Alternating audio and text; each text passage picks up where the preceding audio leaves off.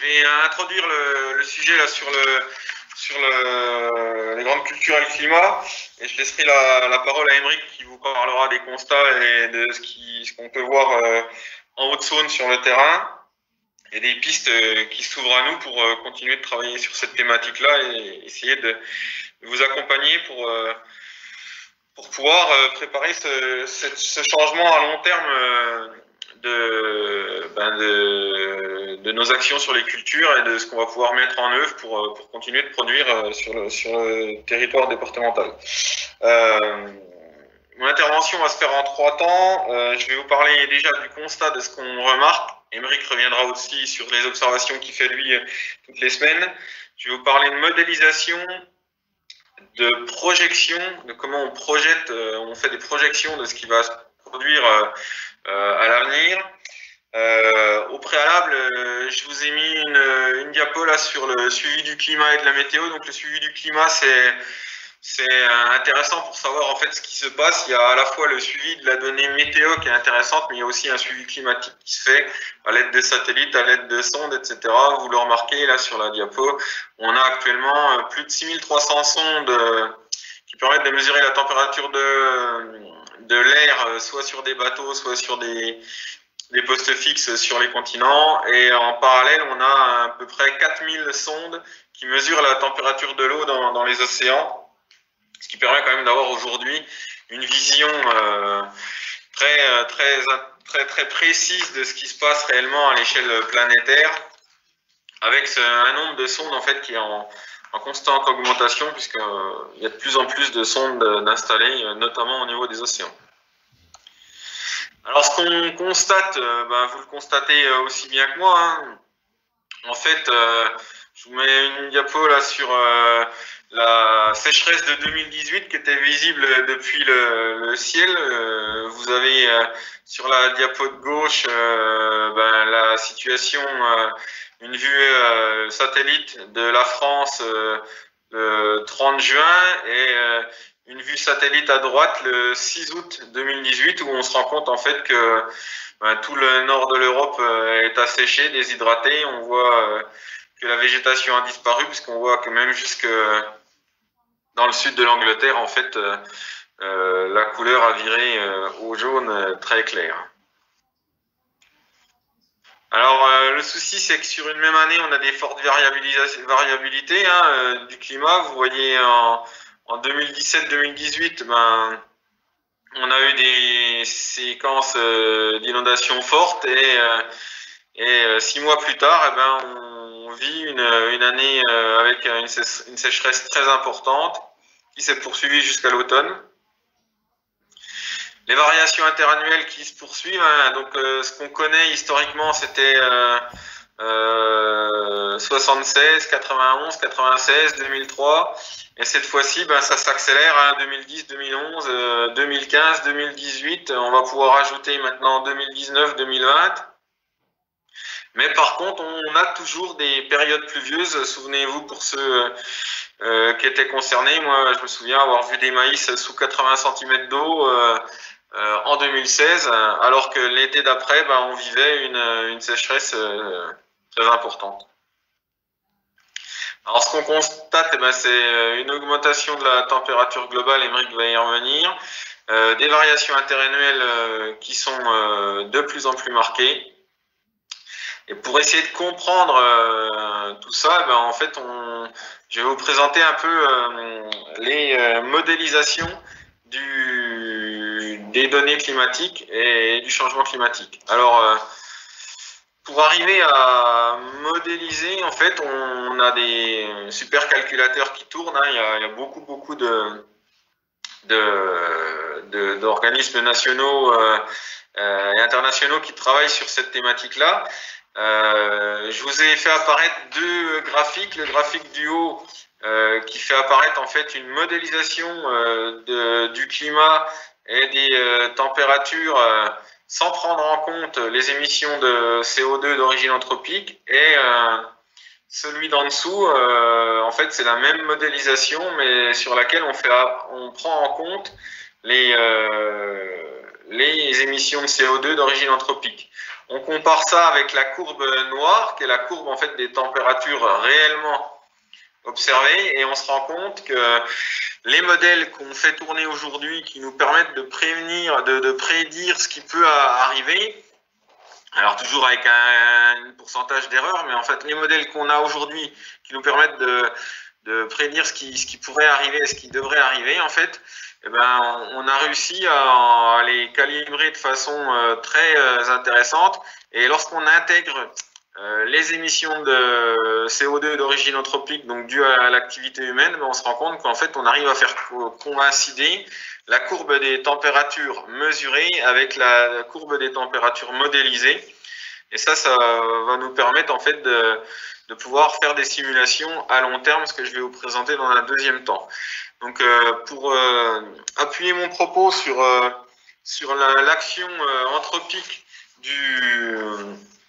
sur les émissions de gaz à effet de serre, et notamment le CO2, je vais vous présenter quelques diapos successives. Alors en fait, c'est une vue, c'est issu des données de la NASA, mais vous pouvez tous le consulter sur Internet, sur YouTube. C'est les émissions de CO2 sur l'année 2016 en mode accéléré. Et c'est une diapo qui dure, c'est une vidéo qui dure 3 minutes pour ceux qui veulent aller voir. Donc là, je vous ai fait une vue d'écran le début mars, donc on voit en rouge, plus c'est foncé, plus on a d'émissions de CO2. Vous voyez que plus on avance dans le temps, en fait, plus l'activité humaine tourne à plein régime, ben, on se rend compte que ça, c'est très très rouge, donc on a beaucoup de dégagement de CO2 sur l'hémisphère nord notamment. On arrive en juillet où l'activité humaine est à l'arrêt, le chauffage ne tourne plus, les usines ont ralenti. Et là, on se rend compte que on a quasiment une disparition, une très nette diminution des gaz de dégagement de CO2. Avec un mois de septembre où là, on est quasiment, on a retrouvé la visibilité globale sur tous les continents.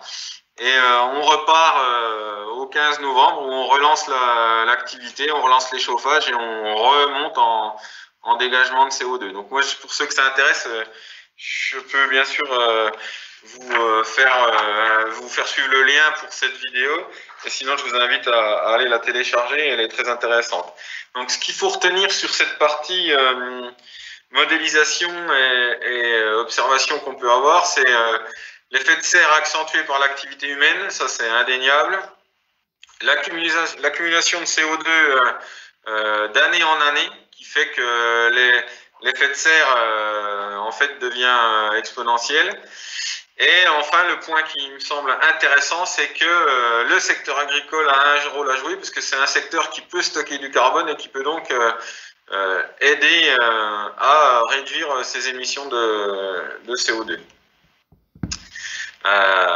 Une partie, comme je vous l'ai annoncé, sur la modélisation et sur les résultats à court et à long terme. Alors, on repart des calculateurs et des modèles de simulation que je vous ai présentés juste avant, et en fait, on fait des projections.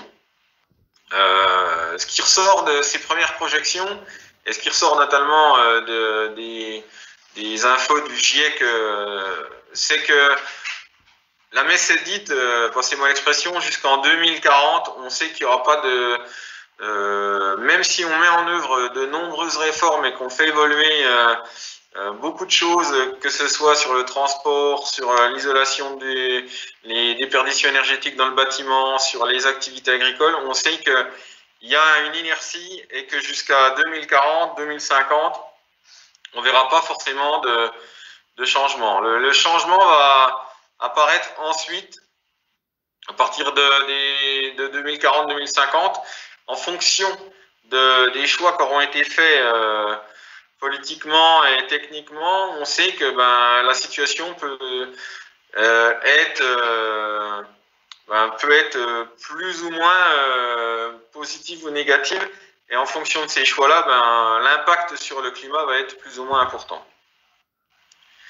Je vous ai fait une simulation pour que vous puissiez arriver à comprendre l'enjeu.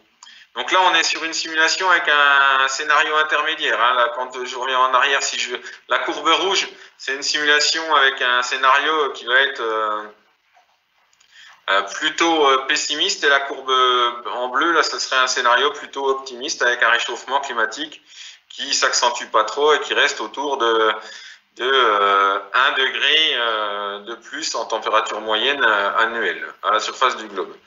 Là, on est parti sur un scénario intermédiaire dans notre simulation.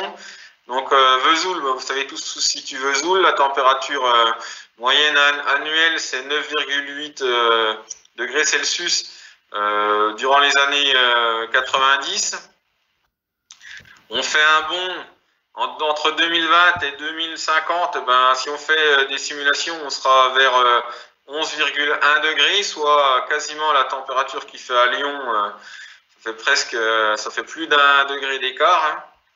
Et si on se projette plus loin, ben on va faire encore un bond vers le sud, hein, puisque à partir de 2070, d'après les projections qu'on peut avoir, on aurait une température moyenne annuelle à Vesoul qui serait proche de 12,8 degrés, soit quasiment la température actuelle à la température moyenne actuelle à Montélimar.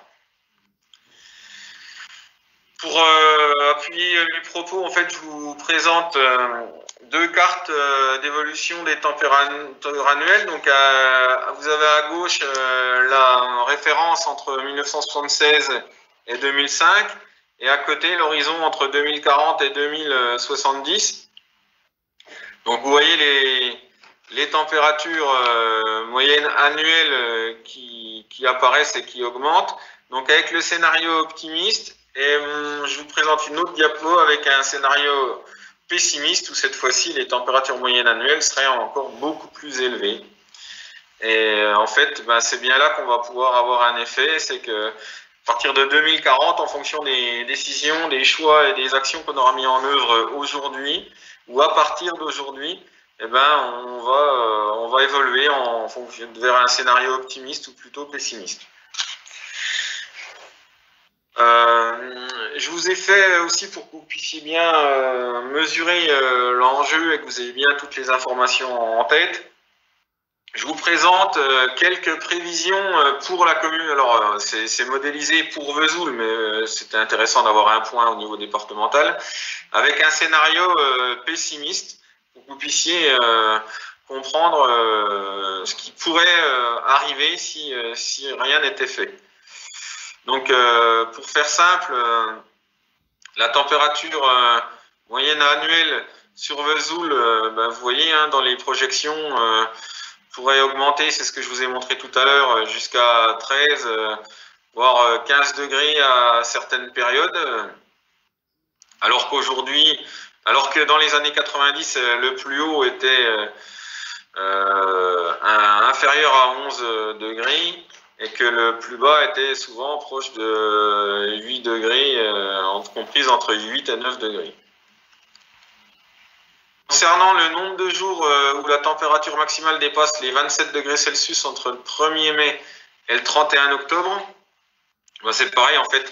Actuellement, dans les années 60 à 90, le niveau était d'environ 10 à 12 jours par an. En moyenne, non, en médiane, et pour les années 2020 à 2050, donc ce qui débarre aujourd'hui, là, ce qui nous attend, c'est qu'on va passer à presque 30 jours par an de journées où on va dépasser les 27 degrés, et on pourrait aller, si on est dans le scénario le plus pessimiste, je vous dis, on peut aller jusqu'à presque plus de 85 jours par an en médiane, où la température sera supérieure à 27 degrés.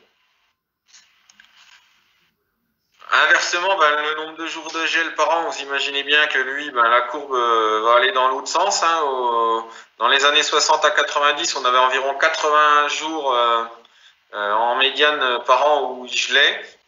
On est maintenant plutôt autour de 60, et on va encore baisser pour atteindre entre 45 et 50 jours de gel par an en fonction du scénario qu'on va retenir. Là, on est sur un scénario pessimiste, comme je vous l'ai dit.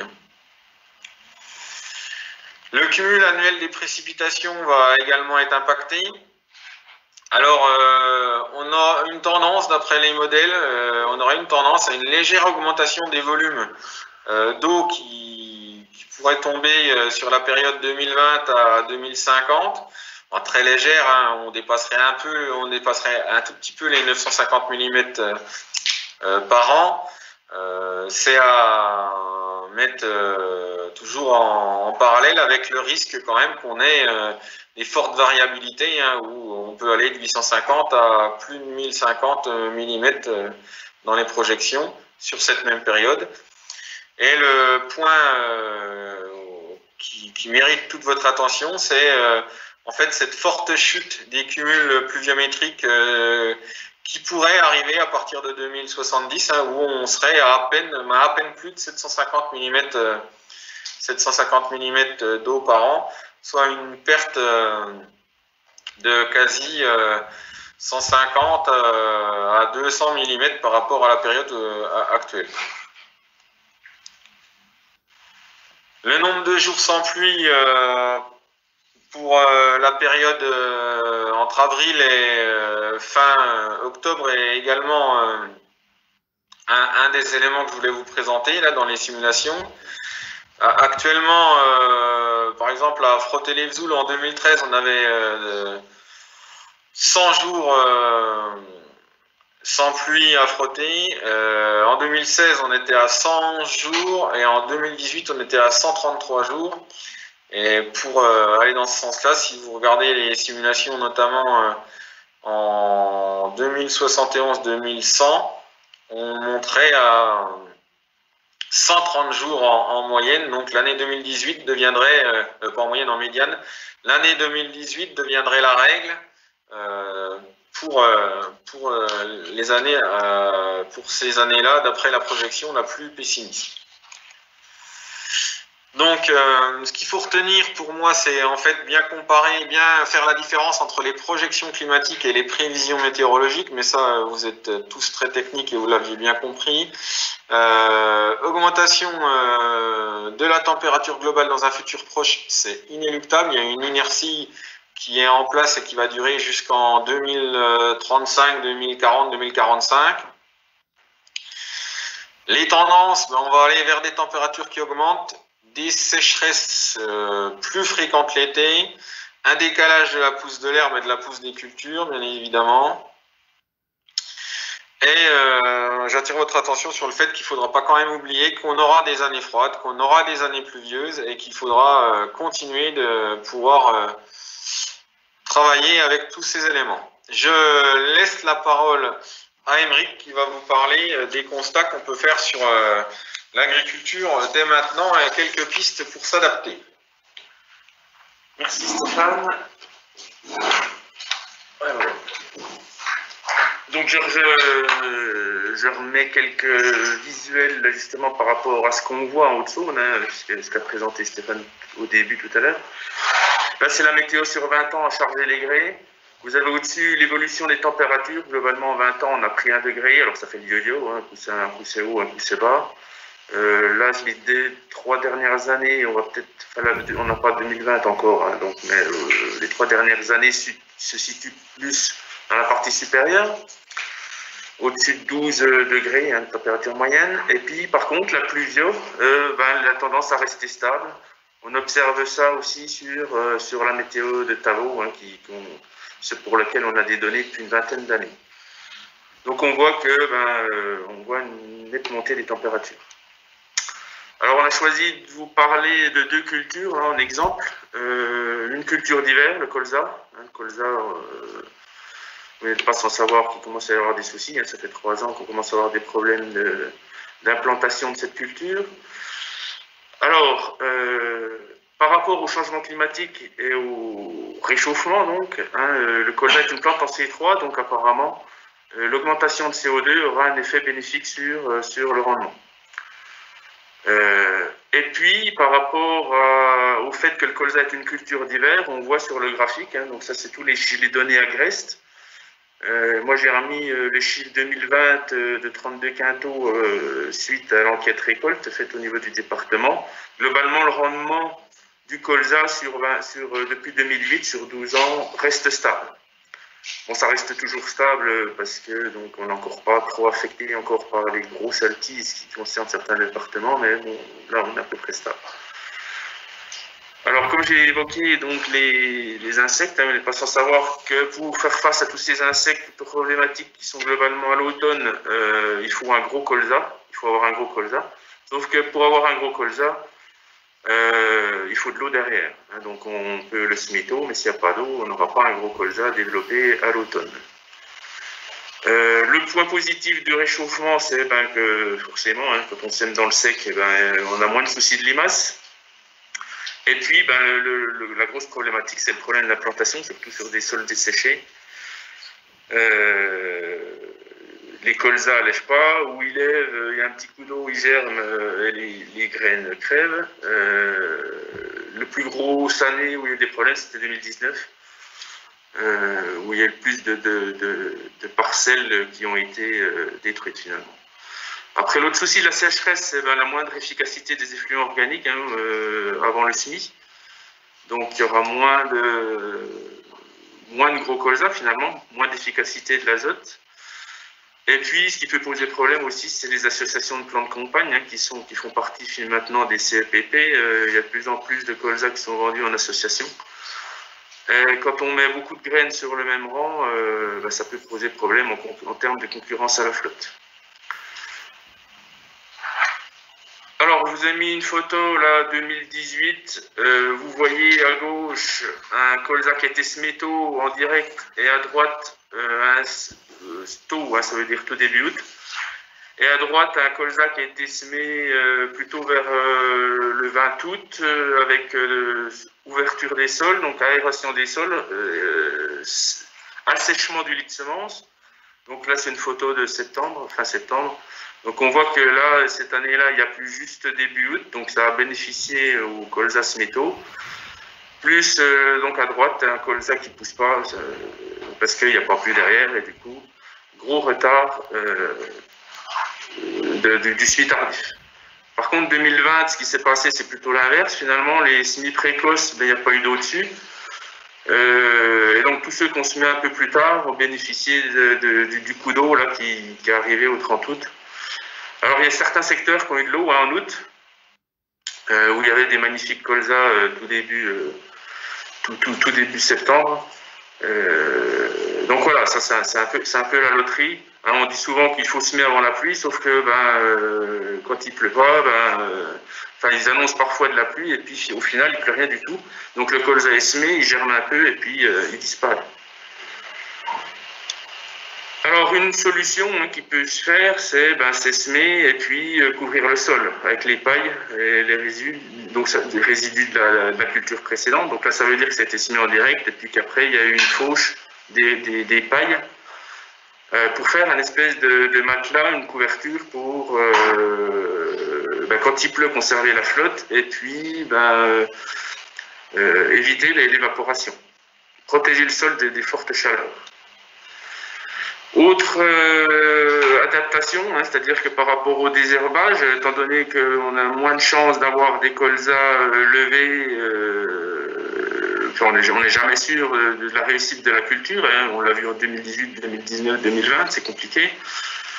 C'est de décaler le désherbage, donc ne plus désherber juste après le semis. Surtout que maintenant, on a pas mal de produits à disposition où on peut les appliquer sur des colzas levés. Donc l'idéal, c'est d'attendre, d'être sûr d'avoir un colza qui couvre la parcelle, d'un colza présent. Alors cette année 2020, il a fallu parfois dans certaines parcelles attendre longtemps pour être sûr d'avoir un colza.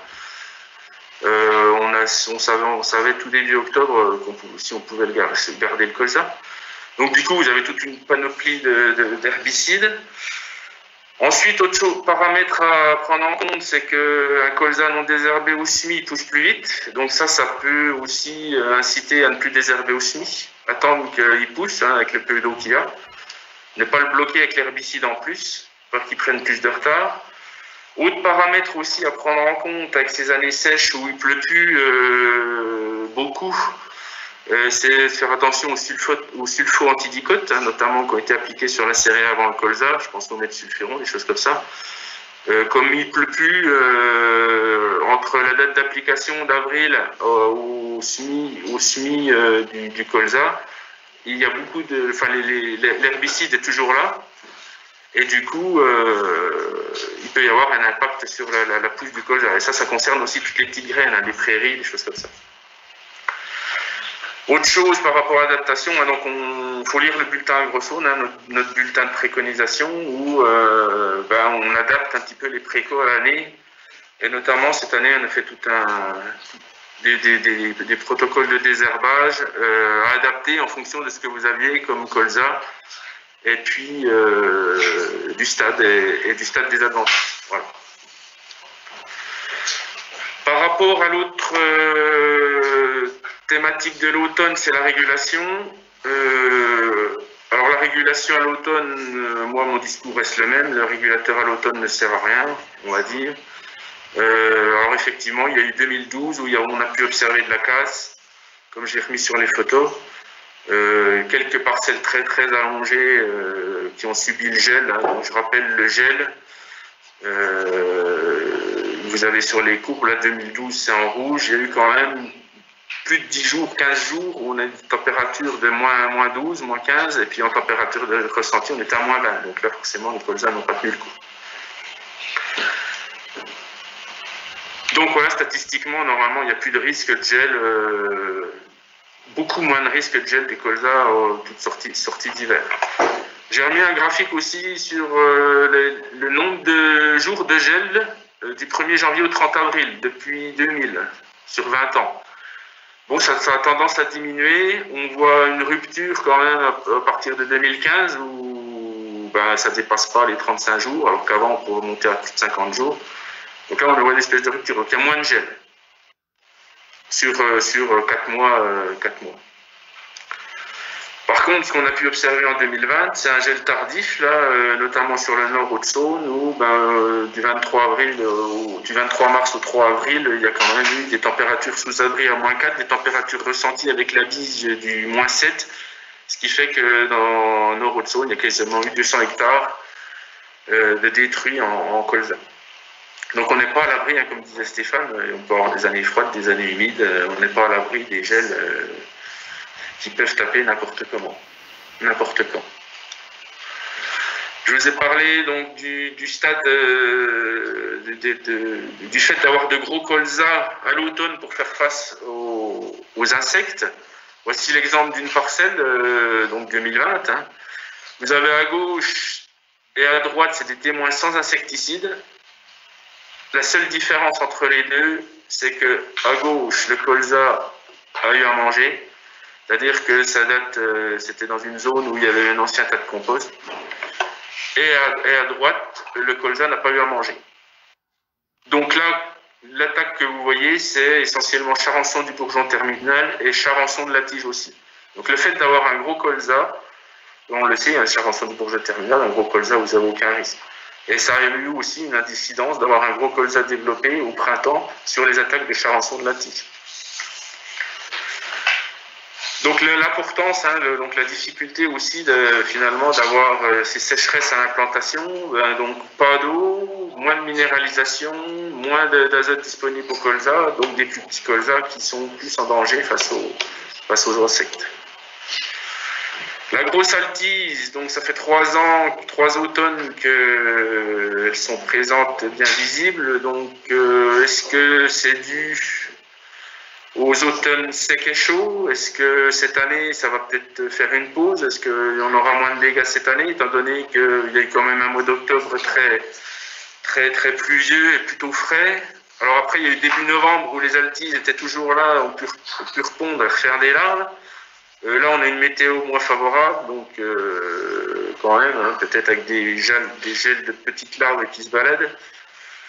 Est-ce que si on a un coup de froid cette année, les feuilles vont geler et les pétioles vont tomber au sol, donc avec moins de risques, donc à suivre. Toujours est-il que en Haute-Saône, il y en a un petit peu. Ça commence à venir, on commence à en voir un peu plus. Il faut savoir que dans certains départements, c'est très très compliqué de faire du colza à cause de la grosse altitude. Donc par rapport à cette adaptation, ce qu'on voit, c'est que face au lever du colza très hétérogène, plutôt aléatoire, donc pour préserver le revenu de l'agriculteur, peut-être limiter les frais, notamment utilisant des semences de ferme, ne pas investir trop dans les semences pour au final ne plus rien faire, parce que ça fait quand même 3 ans qu'on a des problèmes. Est-ce qu'on aura une 4e année voilà, est-ce que c'est une loi des séries? Est-ce que vraiment on est parti dans un cycle infernal? Là, c'est la question, tout le monde se pose la question. Voilà. Donc aussi, un mélange avec des couverts, ça peut doubler la mise, c'est-à-dire que vous avez vos parcelles de colza assolées, et puis pourquoi pas dans les couverts remettre du colza au cas où il y a une parcelle assolée qui n'est pas levée à cause du sec, et ben, vous puissiez la remplacer par éventuellement un couvert. Remplacer votre couvert, enfin garder le colza qui a été implanté dans le couvert pour le récolter. Voilà. Donc ça se fait un peu. Voilà, ce sera peut-être une piste d'adaptation pour les années à venir. Autre insecte, le charançon de la tige. Alors on voit là le changement climatique, le réchauffement climatique, on peut le dire, ça se réchauffe. Là on voit sur le charançon de la tige, on a battu tous les records en termes de suivi de ponte. Celle-là, vous avez les dates d'observation de la première ponte. Depuis 2006, donc globalement avant c'était aux alentours du 15 mars, et à partir de 2017, on voit que c'est début mars, et même on a battu un record en 2020 avec les premières pontes de charançon de la tige observées au 14 février. Donc à la Saint-Valentin, c'est le repère pour le plus précoce en termes de ponte de charançon de la tige. Donc à suivre les années prochaines. Et donc à cette date-là, il y a eu des insecticides qui ont été faits à la bonne date. Et en laissant des témoins non traités, toujours important, les témoins non traités, les efficacités ont été très bonnes. Le charançon de la tige, vous avez la photo à gauche des dégâts avec des colzas qui sont tout tortillés. Et puis à droite, vous avez le charançon de la tige du chou, celui qu'on considère comme non nuisible, qu'on voit de plus en plus. Vous voyez là donc une moelle, un pied de colza complètement vermoulu à cause de ces larves-là. Et donc si on a de plus en plus, est-ce qu'on n'aura pas des soucis avec les sécheresses d'un moindre rendement, plus d'alimentation de la plante? Voilà, à suivre. Enfin, ça fait 2-3 ans qu'on commence à en voir de plus en plus. La date de floraison des colzas, là je vous ai remis les dates d'atteinte du stade F2G1 sur la Franche-Comté depuis 2005. Donc on voit que là on gagne sur 12 ans, sur 15 ans, on a gagné 12 jours en termes de précocité de floraison. Donc ça pourrait avoir un intérêt, notamment par rapport aux méligettes. Plus on aura une floraison précoce, plus on a de chances que les méligettes fassent moins de dégâts. Puisque quand les méligettes arrivent sur un colza non fleuri, elles vont bouffer les boutons, et puis quand tout bouton percé ne donnera pas de fleurs et pas de silique. Par contre, quand elles arrivent sur un colza qui commence à fleurir, il y a moins de problèmes. On l'a vu cette année, il y a eu une arrivée modeste de méligettes sur des colzas qui commençaient à fleurir. Ensuite, il y a eu un petit coup de froid, ce qui fait qu'il n'y a quasiment pas eu de dégâts de méligettes cette année sur colza.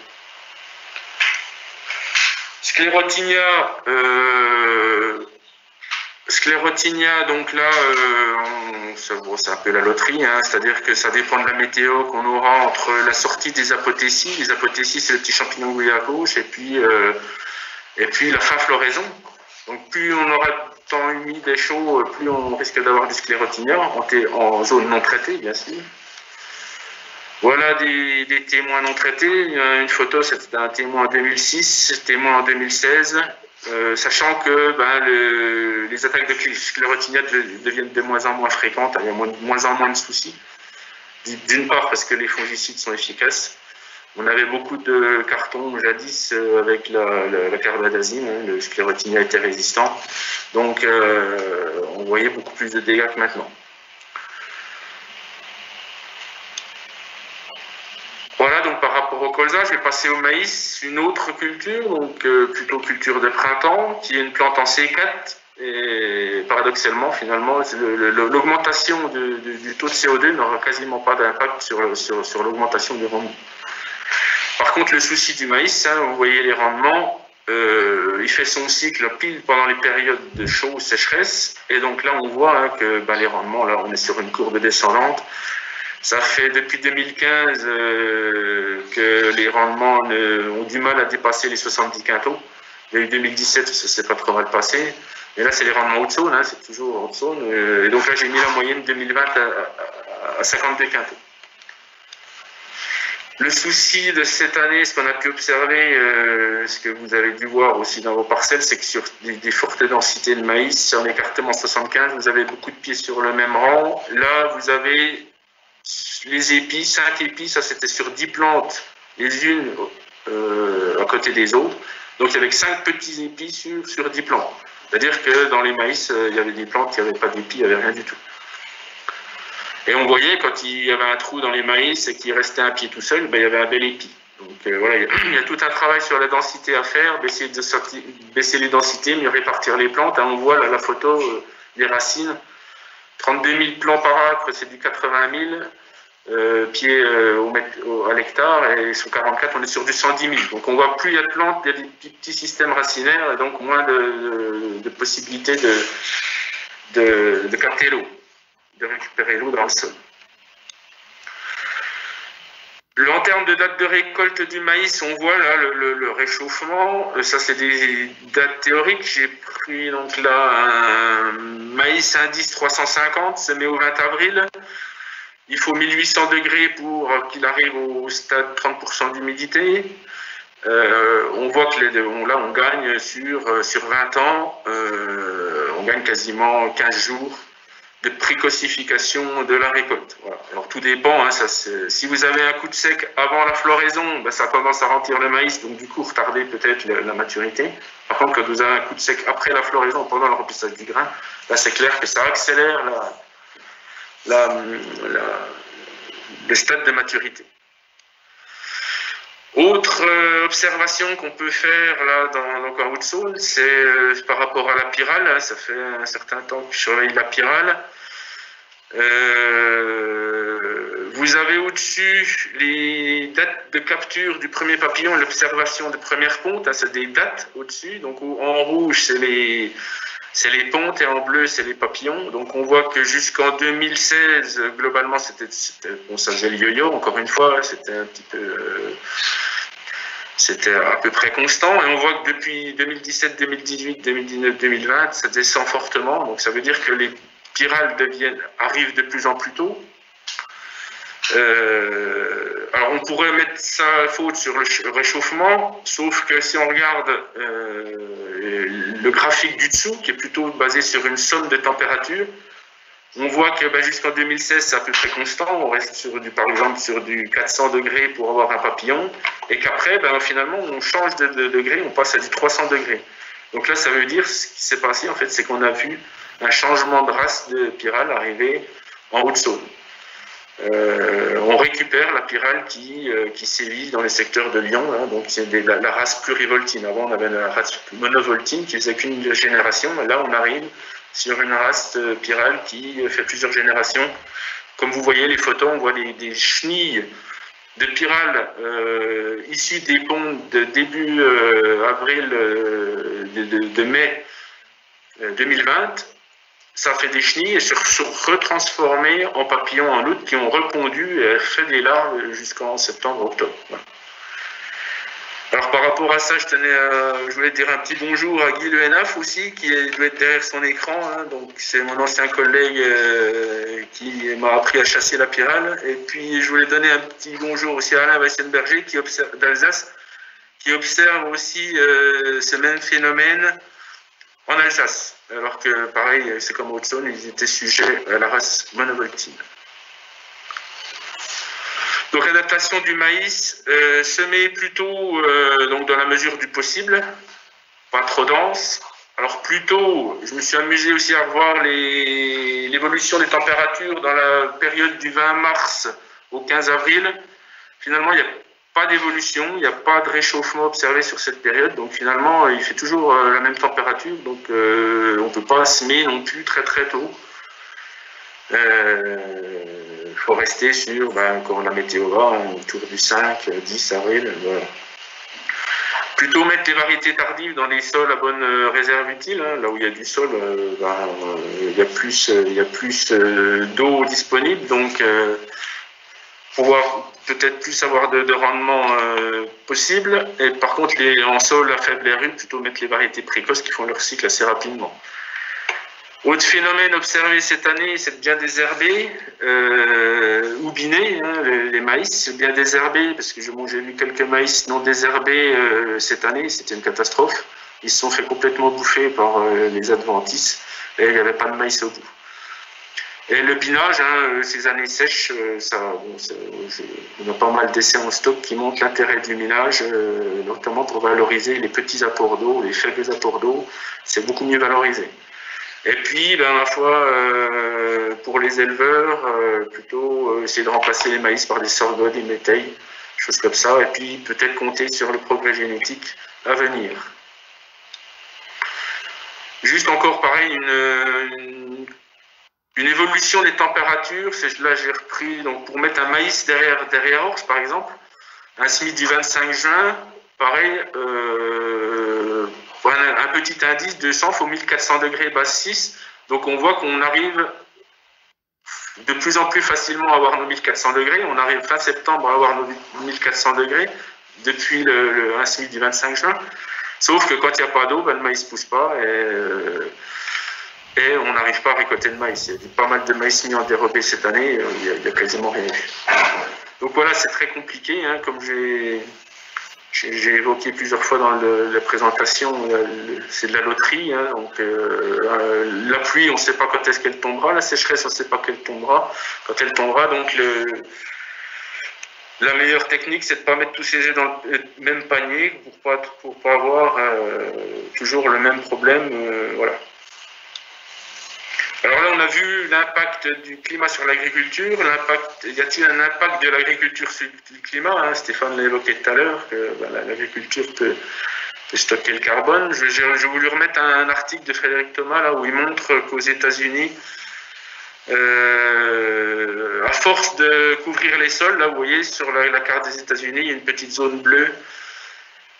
Donc c'est une zone qui finalement ne suit pas le réchauffement observé dans les autres États. Tout ça parce que c'est toujours des zones qui sont toujours couvertes, c'est-à-dire que les champs sont toujours couverts, il y a moins de réverbération de chaleur et donc moins d'emballement du réchauffement. Alors on accuse souvent donc l'agriculture d'être responsable du changement climatique. Il faut savoir que quand même au niveau mondial, l'agriculture française ne représente que 0,2% des émissions de gaz à effet de serre. Donc on va dire c'est epsilon, c'est que dalle. Mais il y a quand même que l'agriculture qui peut atténuer les changements, notamment par l'absorption du CO2, hein, donc le gaz qui nous embête, en faisant fonctionner la photosynthèse et en faisant pousser des plantes. Donc vous avez la formule, hein, CO2 plus H2O, ça nous donne la matière organique. Mais il faut mettre de l'azote pour que ça pousse. Donc ça, c'est le stockage, c'est l'absorption du dioxyde de carbone, le stockage. Hein, donc ça a été évoqué dans l'objectif 4 pour 1000. Alors comment on peut faire en couvrant les sols, donc en faisant pousser des plantes, en laissant des résidus en surface. Hein, les résidus en surface, c'est du carbone. Et puis, en faisant pousser les plantes, on améliore la porosité du sol et on a moins de soucis d'émission de protoxyde d'azote, hein, qui est un autre gaz à effet de serre extrêmement puissant. puisque les émissions de protoxyde d'azote sont essentiellement dues au sol tassé, hein, puis aux applications d'engrais. Donc plus vous aurez un sol avec une bonne porosité et moins d'engorgement, moins il y aura d'émissions de protoxyde d'azote. Voilà des photos là, de stockage de carbone en surface. Donc ça, c'est le stockage du carbone, il est là. C'est-à-dire que tous les résidus que vous voyez, eh ben, ce sont là, dedans il y a du carbone, et donc celui-là, il est vraiment stocké. À partir du moment où vous le broyez, qu'il y a une climato favorable, l'humidité, de la chaleur, que vous mulchez un petit peu la surface, que vous mélangez tout ça, les petites bêtes vont tout bouffer. Et ensuite, ben, tout le CO2 qui est stocké là va repartir à la verticale. Donc là, finalement, on n'a pas à faire avancer le schmilblick. Donc c'est vrai que la sécheresse évite de minéraliser donc les résidus. Mais par contre, quand il y a la sécheresse, ça ne fait pas pousser, ça ne fait pas fonctionner la photosynthèse. Donc c'est extrêmement compliqué à gérer tout ça. Voici des photos de couverts où là, voilà, on fait fonctionner la photosynthèse. Donc là, on stocke, on absorbe du CO2. Alors ça, ce sont des couverts temporaires qui seront broyés et puis finalement qui seront digérés par les petites bêtes et qui finalement, en respirant, en se multipliant les petites bêtes et en respirant, elles vont larguer du CO2. Là, ce sont les couverts pérennes. Donc là, ce sont des couverts donc, de luzerne ou de lotier ou de trèfle. Là aussi, là, on stocke du carbone, puisque là, ce sont des plantes vivantes, c'est un peu le système de la prairie ou de la forêt ou des haies. À partir du moment où on garde la plante avec son système racinaire, eh bien, on stocke du carbone. Autre moyen d'atténuer le changement climatique, donc c'est augmenter donc, le taux de matière organique des sols, c'est-à-dire en stockant du carbone, et puis l'augmentation de la matière organique permet d'améliorer la fertilité du sol et puis de garder l'eau dans les parcelles. Comment monter le taux de matière organique? Donc en injectant du carbone dans le sol, alors soit par tous les systèmes racinaires que vous voyez là, donc les couverts, ou alors grâce aux effluents, hein, vous voyez, du fumier, du compost. Donc là, on remet de la matière organique dans le sol. Et grâce à la matière organique du sol, là, j'ai remis un petit graphique d'Arvalis, où on montre que quand on gagne un point de carbone dans le sol, on améliore la RU de 20%. Donc la réserve utile. Donc à chaque fois qu'on a un peu plus de matière organique, on a un peu plus d'eau, donc on devient peut-être un peu plus résilient aux sécheresses. Ensuite, le fait de ramener de la matière organique, ça augmente, ça fait fonctionner la vie du sol, hein, ça augmente la biomasse de vers de terre, qui augmente la porosité du sol, et l'infiltration et la praticabilité des parcelles. Et comme j'ai dit tout à l'heure, hein, à partir du moment où on a une bonne porosité verticale, une bonne infiltration de l'eau, moins de stagnation de l'eau et moins d'émissions de gaz hilarants, celui-là. Je ne fais pas rire tout le monde, mais en tout cas, on l'appelle comme ça. On ne va pas passer tout en revue. Là, je vous ai remis un peu toutes les actions et sous-actions à faire pour réduire au niveau de votre exploitation les principaux gaz à effet de serre, que sont le protoxyde d'azote, le CO2 et le méthane. Vous lirez ça à tête reposée en regardant la vidéo. Et puis donc, voilà, hein, Stéphane l'a dit, hein, je ne vais pas vous vendre du rêve. Nous, petits Français, on aurait du mal à inverser la tendance du changement climatique. Mais par contre, toutes les actions ou gestes que vous pourrez faire en termes de gestes bons pour le climat, ce sera des gestes bons pour votre portefeuille, globalement. Donc vous avez à gauche les colonnes où c'est pas bon pour le climat et ça me coûte cher, donc c'est grosse dose d'azote, faire venir donc de l'azote pour mettre d'autres pays pour mettre dans les rations des vaches, utiliser du carburant. Donc le carburant, c'est celui-là qui pose problème puisqu'on tape dans les stocks de carbone qui ont été accumulés il y a des millions d'années, donc c'est celui-là qu'on relargue et qui s'ajoute à ce qu'on a déjà. Et puis, éviter donc de trop utiliser les outils, ça coûte cher en maintenance, et puis ça prend du temps, voilà. Donc, et puis sur la colonne de droite, vous avez tout ce qui est bon pour le climat et qui ne coûte pas trop cher. Donc, les légumineuses, les métaux protéiques par rapport à l'élevage, donc ça c'est de l'azote qui ne coûte pas grand-chose. Couvrir les sols pour protéger les sols, recycler les éléments fertilisants, faire fonctionner la photosynthèse, limiter le travail du sol pour pouvoir faire fonctionner un peu plus l'activité biologique, améliorer la fertilité des sols. Donc voilà par rapport à ce chapitre-là. Donc la Chambre, on vous propose 2 jours de formation, ce sera axé grande culture, on passera un petit peu en revue les itinéraires techniques sur les principales cultures, notamment des herbages, les ravageurs, la maîtrise des charges opérationnelles, et tout ça sur fond de changement climatique, pour vous aider, vous accompagner donc, dans l'adaptation de la mise en place des cultures et les itinéraires techniques sur culture, adapté en fonction du changement climatique. Voilà. Merci Émeric.